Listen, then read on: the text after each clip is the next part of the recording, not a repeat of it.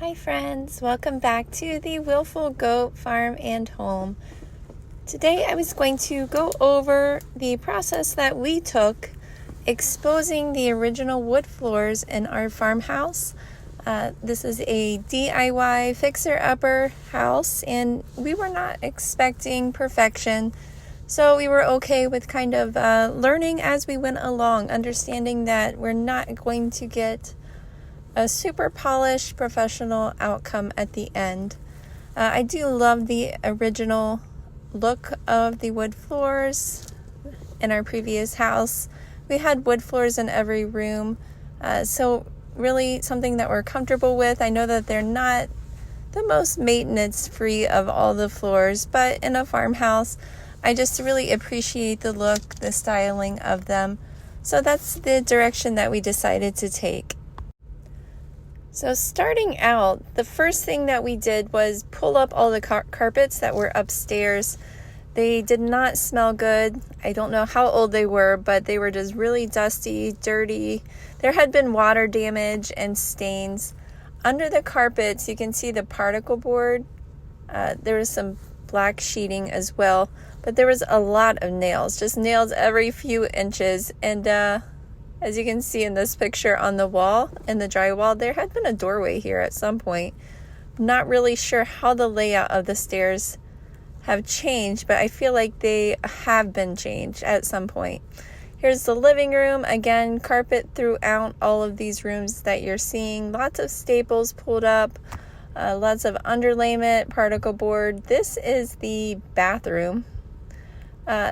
In this area of the house, it had all been covered with like a white linoleum, a rollout type linoleum.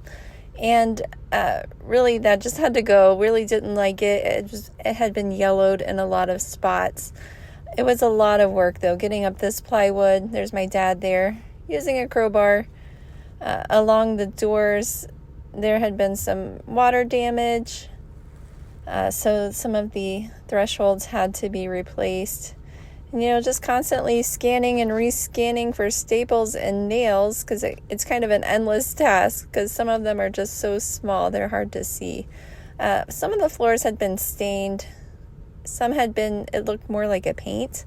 Several of them had a darker rim around the room where it looked like they had stained or painted around a rug, which is pretty common. And again, here's a look back at the kitchen. Under the rollout linoleum, at one time, I suppose there had been an adhesive type linoleum or tiles stuck down on these wood floors, and that adhesive was a real bear trying to get up. This is the sander that we rented. It had 4 circular pads.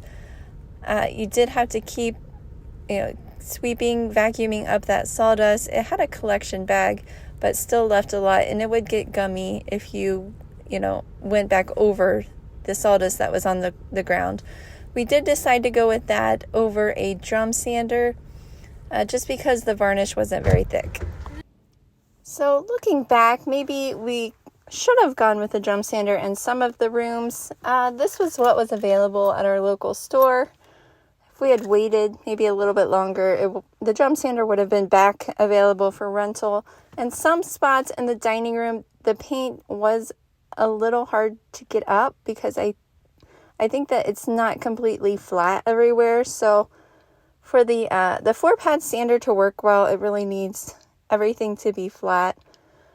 However, it did do the job. We ran through a lot of these pads. Luckily, our store told us that we could buy extra and then return what we didn't use. So looking now into the bathroom, there was this hole cut out, which I believe they used to access the plumbing since that is a crawl space. Looking through the hole, we actually found the boards that belong there. So we were able to put them back and then tack them into place. So you can see it's dirt right under that. It's very low. So when my husband was working on the pipes, that was kind of a headache. The flooring in this section of the house is kind of different than the other parts. So here we're looking back over the kitchen, which had that heavy black adhesive. I believe they had put down some type of stick-on tiles. It was impossible to remove with the sander. We tried looking up ways, chemicals to remove, scraping, sanding. It kept gumming up the sander. Just very, very difficult. So we ultimately went with a router. That's me going over the entire floor there, well, this section with a router, and it's very small. So this took a really long time. It ended up taking off the top layer of the wood. This was the only way that we were able to kind of successfully remove it. You had to be careful in higher spots, it would gouge or leave a circular mark. So after that, we did have to go over it with a sander to smooth it down to get it ready for the stain and to seal. So you're seeing the very roughest parts of all of these wood floors that we found in our old farmhouse. And yes, it took a lot of time, a lot of work, a lot of materials and renting, but ultimately I believe it was worth it. So thanks for watching, friends. Have a good day.